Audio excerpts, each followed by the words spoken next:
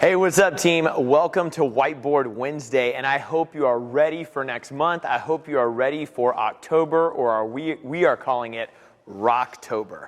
And next month's programming cycle is going to be centered a lot around gymnastics. Every month we enter a new programming cycle, meaning that we pick a couple things to work on throughout the entire month. The past couple months you've seen things like power clean and push jerk and bench press and deadlifts and stuff like that. We're still going to do those. But we're going to start talking about this stuff. And here's how I want to set you up for success. Throughout October, you're going to see a lot of progression in pull-ups, in toe-to-bar, in rig work. You know, whatever that means for you. Maybe your first accomplishment is hanging from the rig, whatever. Whether you're going to use rigs or whether you're going to use rings, here's the basic task you need to be able to do first. And if you can do this first, you will be able to get all the cool stuff that you want to do. And that's called a false grip. Too often, people just say, oh, I want to get a pull-up, I want to get a muscle-up, and they just jump up there and they just kind of grab it. That's not going to work well.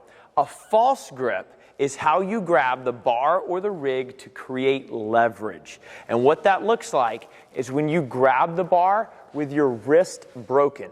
You do not ever want to grab the bar like this.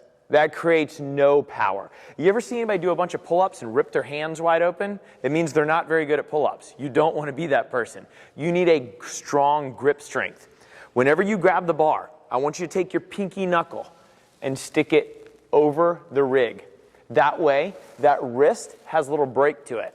That way, when you kip, when you swing, when you do your knee raises, whatever you're going to do throughout the whole month of October, that wrist does not move.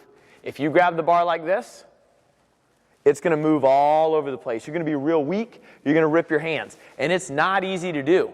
So you may want to start doing a Tabata false grip.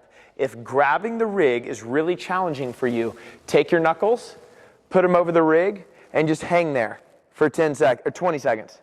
And then take a break for 10 seconds. And then go for 20 and go for 10. You do that 8 times. That's around a Tabata. That will help build your grip strength, making sure that your wrist does not break as you're hanging.